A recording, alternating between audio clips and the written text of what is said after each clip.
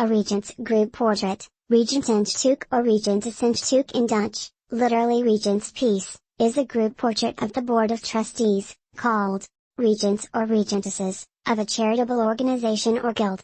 This type of group portrait was popular in Dutch Golden Age painting during the 17th century, and in the 18th century. They were intended to be hung in the Regentenkamer, the Regent's meeting room, or another prominent location in the institution. The regents of a charitable organization, such as an orphanage, poorhouse, hospital or hofje, or guild were drawn from the Regenten, the upper class of Dutch society. It was a prestigious honorary office, so the regents were keen to have themselves depicted in this role. The leading portraitists of the day were commissioned to make Regentenstukken, including Rembrandt, whose Syndics of the Drapers Guild is a subtle treatment of a group around a table, Frans Hals, Ferdinand Bol, and Bartholomew's van der Helst.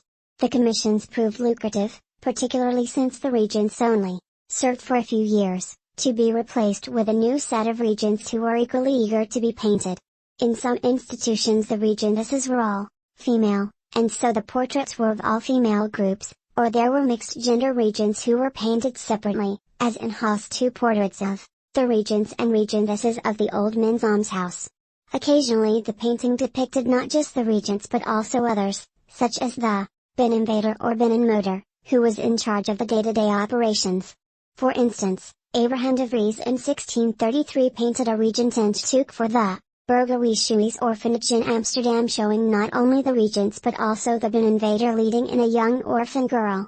Group portraits, largely a Dutch invention, were popular among the large numbers of civic associations that were a notable part of Dutch life, such as the militia group portrait, or Shooterstuk showing officers of a city's shooterige or militia guards, boards of trustees and regents of guilds in charitable foundations and the like. Especially in the first half of the 17th century, portraits were very formal and stiff in composition.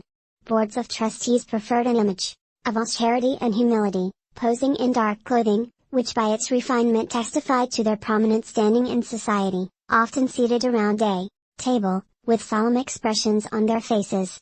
Scientists often posed with instruments and objects of their study around them. Groups were often seated around a table, each person looking at the viewer.